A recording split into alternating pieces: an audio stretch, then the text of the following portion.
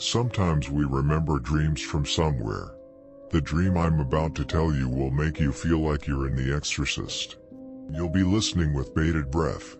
The house was not abandoned, yet it carried the weight of something long forgotten, something that had learned to survive without witnesses, without names, and without forgiveness, standing quietly at the edge of the neighborhood as if time itself had chosen to slow down when passing through its walls, leaving the air inside permanently cold and unnaturally still.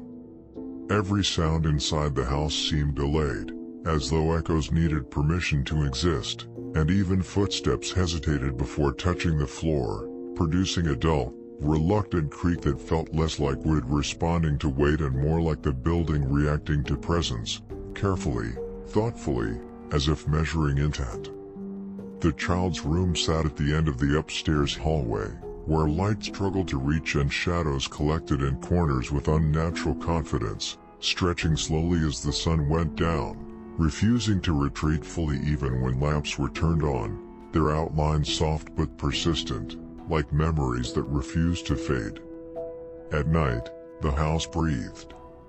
Not loudly, not dramatically, but in a slow, deliberate rhythm that could be felt more than heard.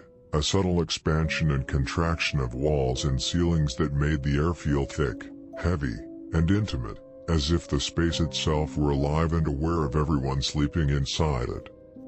The first sign that something had entered the child was not violent, nor frightening, but deeply unsettling in its subtlety, a shift in her presence that could not be explained by illness or mood, a quiet withdrawal from her surroundings, as though her attention had been gently redirected inward, toward something unseen that had begun whispering to her in the privacy of her thoughts.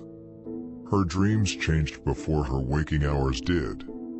She began to dream of places she had never been, underground chambers carved into stone older than cities, rooms where candles burned without flame and shadows clung to the ceiling like living things, and voices that did not speak in words but in sensations of pressure, command, and inevitability. The house responded to these dreams as though it recognized them. You will never forget what I am about to tell you. Mirrors fogged without heat, doors settled into frames they had never fit properly before, and the temperature in her room dropped to a constant chill that no blanket could fully defeat, wrapping itself around her body with the intimacy of a breath against the skin. Religious symbols placed near her bed did not comfort her. They unsettled the room. Crosses tilted slightly overnight, holy books open to pages that had not been touched, and prayers spoken aloud seemed to sink into the air rather than rise, absorbed by the walls as if the house itself were listening with great interest. The presence revealed itself slowly, patiently, with the confidence of something that had waited a very long time to be acknowledged. It did not rush. It did not shout. It observed. It learned. It studied the rhythms of sleep, the patterns of fear, the fragile structure of belief that held the family together, and it pressed against those weaknesses not with force, but with precision. At night, the child's breathing changed. It deepened. It slowed. Sometimes it stopped just long enough to create panic in anyone watching, only to resume again with unnatural calm, as if whatever shared her body was unconcerned with the fragility of human lungs. Things were getting increasingly complicated. If you fall asleep while listening to this, you might ruin your own dreams. The voice, when it finally emerged, did not sound like a voice at all, but rather the echo of something ancient attempting to remember how sound once worked, dry and layered, as though multiple throats were speaking through a single mouth, shaping words that carried no emotion, only certainty.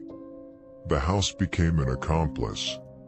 Floors grew colder near her room, walls developed faint cracks that resembled veins beneath pale skin, and the stairs leading upward seemed to stretch slightly longer at night, each step demanding effort, as though the house itself wished to discourage anyone from approaching the source of what had begun to claim it. Sleep was no longer rest.